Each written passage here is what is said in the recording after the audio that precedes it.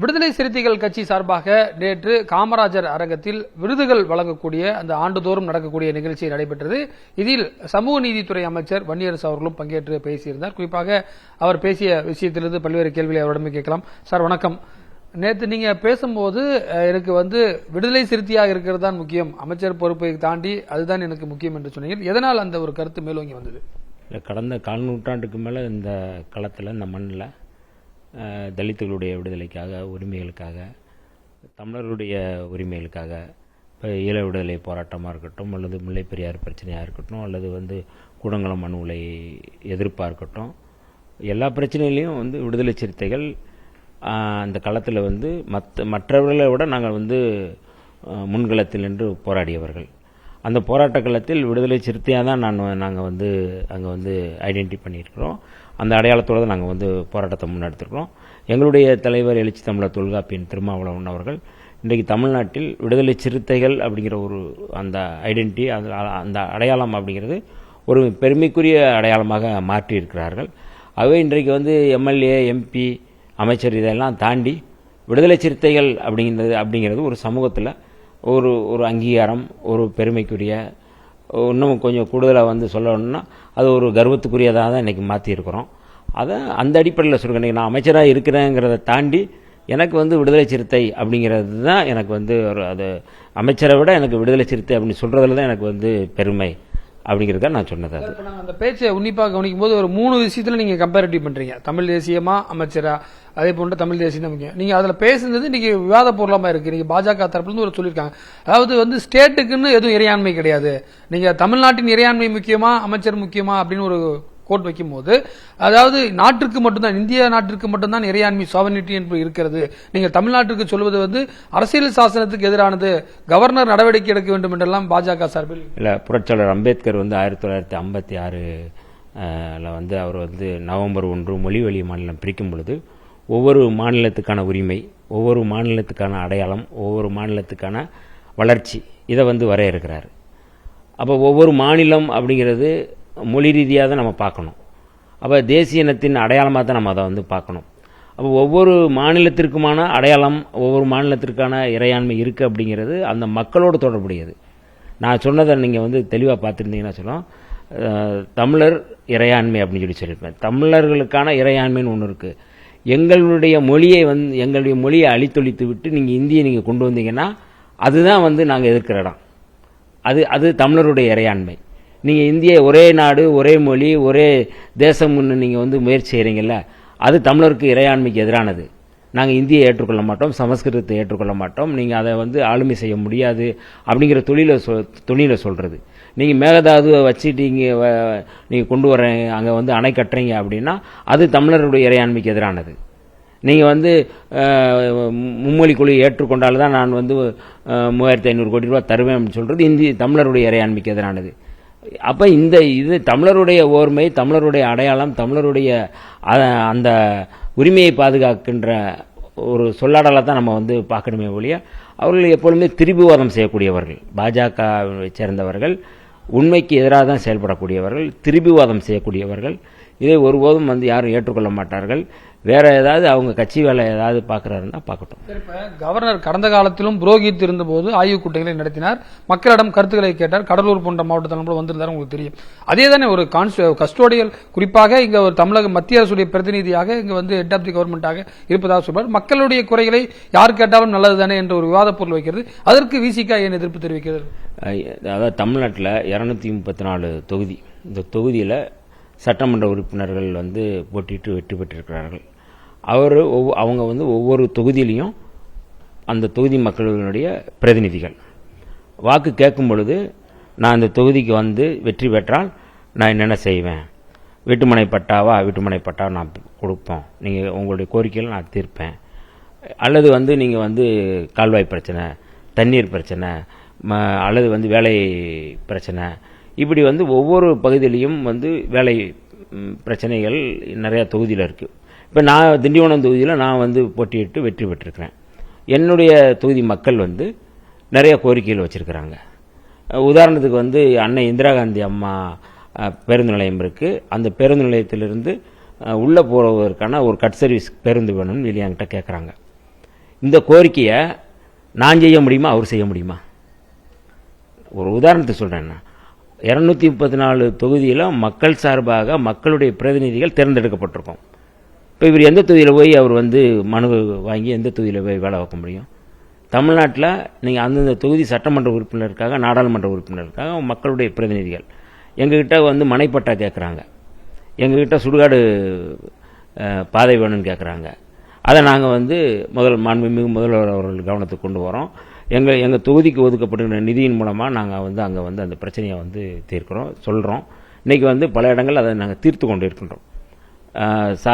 பழங்குடி மக்களுக்கான சாதி சான்றிதழ் குறித்து நாங்கள் வந்து பேசுகிறோம், அதை நாங்கள் வந்து கொடுக்குறோம். அது எங்களுக்கு கொடுக்கப்பட்ட உரிமை. நீங்கள் ஆளுநர்கிட்ட மனு கொடுக்குறாங்க, உதாரணத்துக்கு மனைப்பட்டா வேணும்னு கொடுக்குறாரு, எங்கே கொடுப்பாரு? கோவாவில் போய் கொடுப்பாரா? இது வந்து புரட்சியாளர் அம்பேத்கர் யாத்து கொடுத்த அரசியலமைப்பு சட்டத்துக்கு எதிராக அவர் செயல்படுகிறார், மக்கள் பிரதிநிதித்துவ சட்டத்துக்கு எதிராக செயல்படுகின்றார். இன்றைக்கு வந்து மக்களால் தேர்ந்தெடுக்கப்பட்ட ஒரு அரசு இருக்கின்றது. மாண்புமிகு முதல்வர் அவர்கள் ஒரு ஆளுமையோடு இங்கே வந்து ஆட்சி புரிந்து கொண்டிருக்கிறார். அதை சீர்குலைப்பதற்காக ஒரு இணை அரசை உருவாக்க முயற்சி செய்கிறார். இது அரசியலமைப்பு சட்டத்துக்கு எதிரானது மட்டுமல்ல, அரசியலமைப்பு சட்டத்துக்கு ஆளுநர் துரோகம் செய்கிறார் என்பதைத்தான் நாம் பார்க்க முடியும். வட அமெரிக்க தமிழ் சங்க நிகழ்ச்சியில் அண்ணாமலை பேசும்போது தமிழர்களை வந்து சிறிய வட்டத்திற்குள்ள இஸ்லாமியர்கள், கிறிஸ்துவர்கள் என்று சிறிய வட்டத்திற்குள்ள தமிழர் வட்டம் என்று பாருங்கள் என்ற ஒரு கருத்தை அவர் செக்குலரிசம் நோக்கி முன்னேறி வருகிறார். இது உங்களுக்கு போட்டியாக இருக்குமா? ஏன்னா நீங்க வந்து ஏற்கனவே ஒரு மதசார்பற்ற ஒரு போட்டியில நீங்க இருக்கீங்க, அவரும் வந்து உங்களுக்கு காம்படிட்டரா பாக்குறீங்களா? அதாவது அவர் பாரதிய ஜனதா கட்சியில் மாநில தலைவராக இங்கே இருந்தார். அவர் அந்த மாநில தலைவராக இருந்தபோது என்னென்ன பேசினாருங்கிறது இன்றைக்கி நீங்கள் எடுத்து போடலாம், அது ஒன்றும் பிரச்சனை இல்லை. தமிழர் அப்படின்னு பேசினாலே அது பிரிவினைவாதம் சொன்னவர் தான் வந்து மரியாதைக்குரிய அண்ணாமலை அவர்கள். நான் கர்நாடகா சேர்ந்தவன் என்று சொல்வதை நான் பெருமை கொள்கிறேன் என்று சொன்னவர் தான் மரியாதைக்குரிய அண்ணாமலை அவர்கள். தமிழ்நாட்டில் மதவெறியை ஊட்டுகின்ற வகையில் மிக மோசமாக தன்னுடைய அரசியலை முன்னெடுத்தவர் அண்ணாமலை அவர்கள். மைக்கேல்பட்டி லாவண்யாவுடைய அந்த தற்கொலை வழக்கை கட்டாய மதமாற்றத்தின் பேரில் தான் நடந்துச்சு அப்படின்னு சொல்லி மிக மோசமாக அதை வைத்து ஒரு மலிவான அரசியல் செய்தவர் தான் அண்ணாமலை.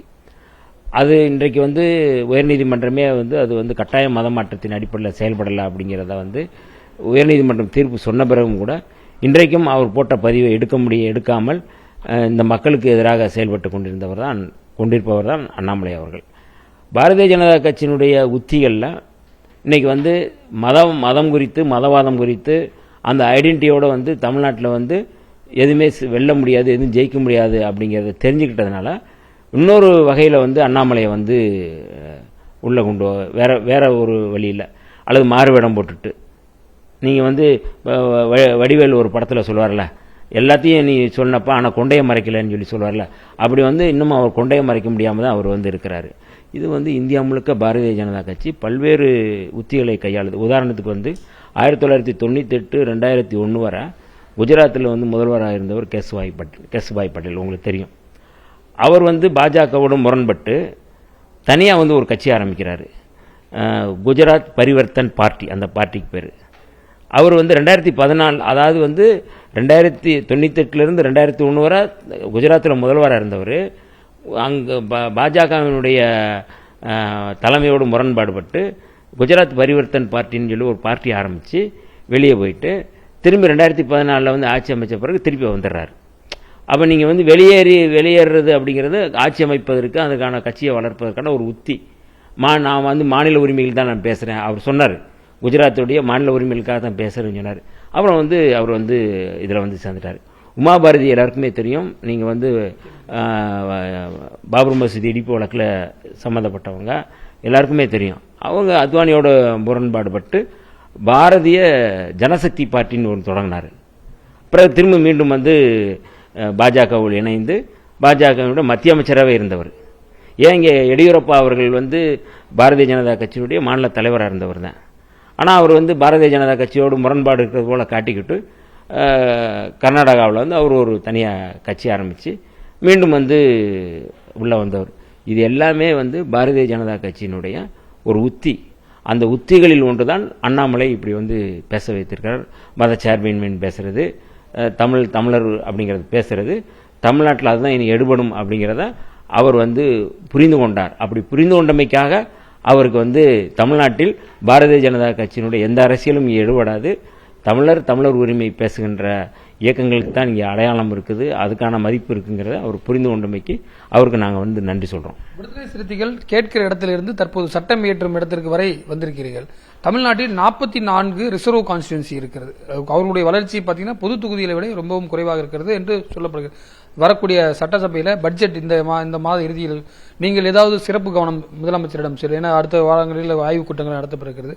அதனுடைய வளர்ச்சிக்கு 2 ஏற்காடு, சேந்தமங்கலம் உட்பட பழங்குடியினர் கான்ஸ்டிடுவன்சியும் இருக்கு. இதெல்லாம் என்ன நீங்க திட்டம் வச்சிருக்கீங்க? இல்லை, அதாவது வந்து இந்த சமூக நீதி துறை சார்பாக இந்த மக்களுக்கான பிரச்சனைகள், மக்களுக்கான கோரிக்கைகள், அவங்களுக்கான அந்த பட்ஜெட்டு போன முறை விட இந்த முறை கூடுதல் கவனம் செலுத்துவது, கடந்த காலங்களில் இல்லாத அளவுக்கு வந்து நம்முடைய ஆட்சியில், எங்களுடைய ஆட்சியில் வந்து மிக சிறப்பாக எல்லா வகையிலும் வந்து மக்களுடைய பிரச்சனையை நாங்கள் வந்து கொண்டு செல்வதற்கு, பிரச்சனையை வந்து தீர்ப்பதற்கு நாங்கள் வந்து முயற்சி செய்கிறோம். அதுக்கான பட்ஜெட்டை கூட்டுறோம். நிறையா முழுக்க இந்த 5 ஆண்டுகளில் வந்து மனைப்பட்டா இல்லாதவர்களுக்கான மனைப்பட்டா கொடுப்பதற்கான பிரச்சனையை நாங்கள் வந்து கவனம் செலுத்துகிறோம். சுடுகாட்டு பிரச்சனையை நாங்கள் கவனம் செலுத்துகிறோம். எளிய மக்களுடைய, அடித்தட்டு மக்களுடைய பிரச்சனைகளில் கவனம் செலுத்துகின்ற அரசாக இருக்கின்றது. ஆகவே இதில் வந்து நாங்கள் வந்து தெளிவாக இருக்கின்றோம். இந்த பட்ஜெட்டில் உங்களுக்கே தெரியும், இந்த பட்ஜெட்டுக்கு பிறகு தமிழ்நாட்டில் ஒரு தீவிரமான மாதிரியான பிரச்சனைகளை தீர்ப்பதற்கான முன்முயற்சியை எடுக்கின்ற ஒரு இயக்கமாக இருக்கும். கடைசி கேள்வி, ஆணவ படுகொலைக்கு எதிரான சட்ட மசோதா வரக்கூடிய காலங்களில் தமிழக சட்டமன்றத்தில் இருக்குமா? உங்களுக்கே தெரியும், நான் முதல்ல அசெம்பிளியில் பேசும்பொழுது முதல் பேச்சிலே வந்து இந்த ஆணவ படுகொலைகளை தடுத்து நிறுத்துவதற்கு தனிச்சட்டம் வேண்டும் தான் சொன்னோம். இது குறித்து நான் தனியாகவும் மாண்புமிகு முதல்வர் அவர்களிடம் நான் பேசியிருக்கிறேன். அது தனியாகவும் கொடுத்துருக்குறோம். ஆகவே கட்டாயம் இது குறித்து இந்த கூட்டத்தொடரில் கட்டாயம் கலந்து ஆலோசிக்கப்படும். அதில் எந்த மாற்று கருத்தும் இல்லை. ஆணவ படுகொலைகளை தடுத்து நிறுத்துவதற்கு கடந்த காலங்களில் வந்து எத்தனையோ முயற்சிகள் நாங்கள் எடுத்தோம். பெரிய பெரிய போராட்டங்களை நாங்கள் முன்னெடுத்தோம். அந்த போராட்டத்தின் விளைவு தான் வந்து முன்னாள் நீதியரசர் KN பாட்ஷா அவர்களுடைய தலைமையில் ஒரு குழு போடப்பட்டது. அந்த குழுனுடைய அறிக்கையை, அந்த பரிந்துரையை பெற்றுக்கொண்டு கட்டாயம் விவாதிப்போம்.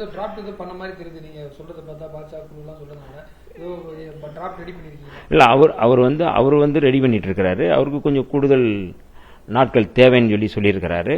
அதனால் அதற்கான கால அவகாசம் வேண்டும் என்று KN பாட்ஷா அவர்கள் சொன்னதற்கேற்ப அவருடைய பரிந்துரையை பெற்றுக்கொண்டு மாண்புமிகு முதல்வர் அவர்களிடம் பேசி, அதற்கு பிறகு நாங்கள் அவசரப்பட்டு அல்லது வந்து ஏனோதான முடிவு எடுக்கிற, ஏன்னா ஸ்ட்ராங்காக நம்ம எடுக்க வேண்டிய இடத்துல இருக்கிறோம். கட்டாயம் இந்த ஆணவ படுகொலைகளை தடுத்து நிறுத்துவதற்கு எல்லா முயற்சிகளும் நாங்கள் எடுப்போம்.